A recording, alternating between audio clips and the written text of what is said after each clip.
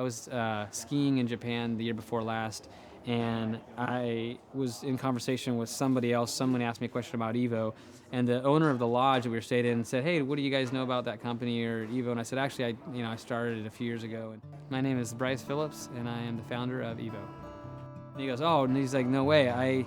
I bought 3 pairs of skis from you. She bought her skis from you, and so did he." And like within this small room, 3 people in Japan. One was from the UK, one was from Canada but living in Japan, and the other one was, I think, from France. And they had all somehow interacted with what we do here in Seattle. So it's just like it really hits home. You're like, oh my gosh, like you have that reach, and being on the web, it's the word travels, and your brand can travel, very, very quickly. Well, the fact that we're online means we're global. So audiences from all over the world are on our website. My name is Nathan Decker. I'm the senior human of e-commerce.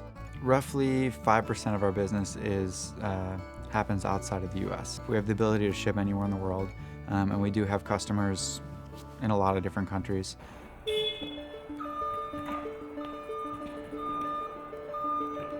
We don't ship a lot internationally aside from Canada. We are confined in some ways by a lot of our dealer agreements. Manufacturers are very careful as to who can sell their product and in what ways it can be offered. And they want to be able to control distribution in different countries so that A, they don't saturate a market too much, and B, so that the competition remains what they would deem fair.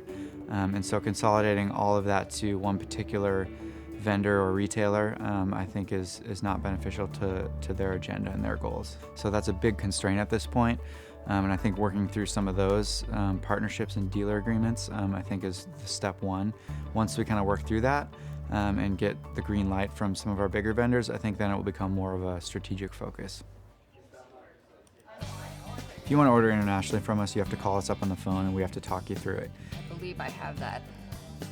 There are taxes and duty issues that are different for every destination country because it is complicated, and there are different issues for different countries that our customer care team is a little bit more versed in. So tackling that on the website is a challenge.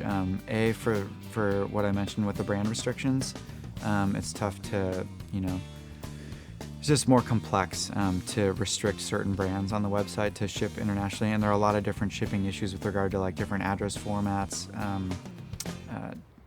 all kinds of different just little details that make it really complex. So we've kind of simplified to offer on the website domestic US shipping and Canada shipping, and then if you want to ship it anywhere else, you got to call us up over the phone.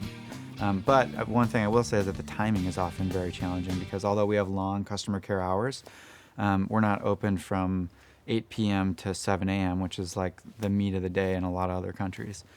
So sometimes the timing makes it challenging. So I think there's big opportunity internationally that we can tap, but there's just so many challenges, and there's a lot of other low-hanging fruit domestically that might have more return for us. So it's hard to kind of figure out where to put your resources. So I was talking a little bit more with Kyle about EvoTrip, and I know that you have some ideas about Bali. Yeah. So I want to hear like what are the thoughts about that so we can kind of move forward. Well, I mean, the fact of the matter is, and we've seen it play out right now, if you think that what we're doing here isn't affected or doesn't affect somebody, in another country, or the economies are not tied in the way that they are, or, I mean, you're kidding yourself. Like everything we do, whether it be something we buy, something we sell, something we invest in, is connected globally.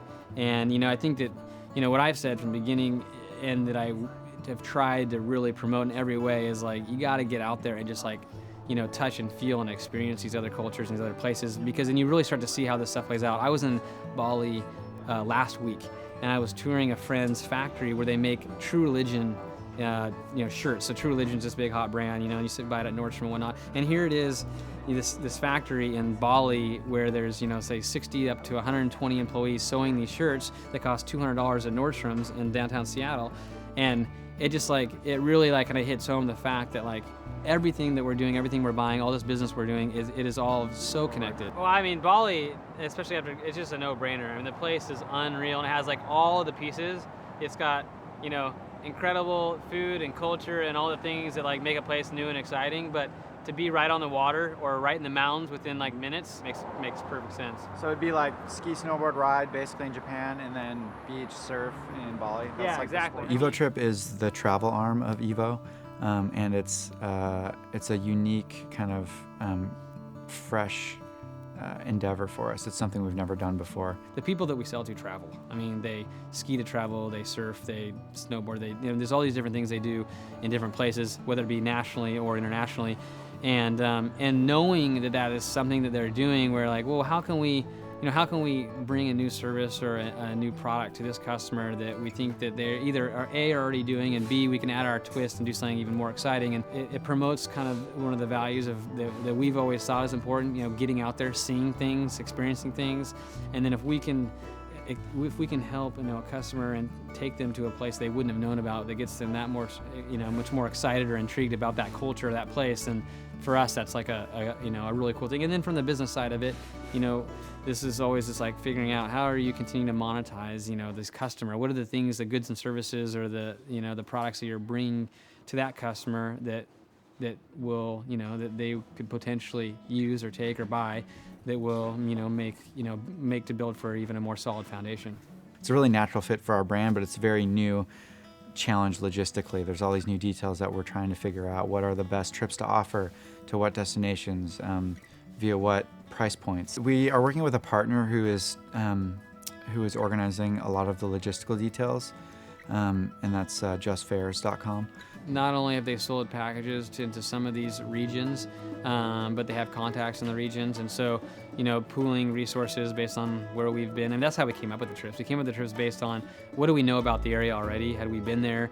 Did it seem different, unique, exciting? And then is it a viable place to kind of get a group to go to? So definitely they're bringing things to the table in that way, and then we have kind of our side of it, and that's kind of how we have what we have scheduled right now.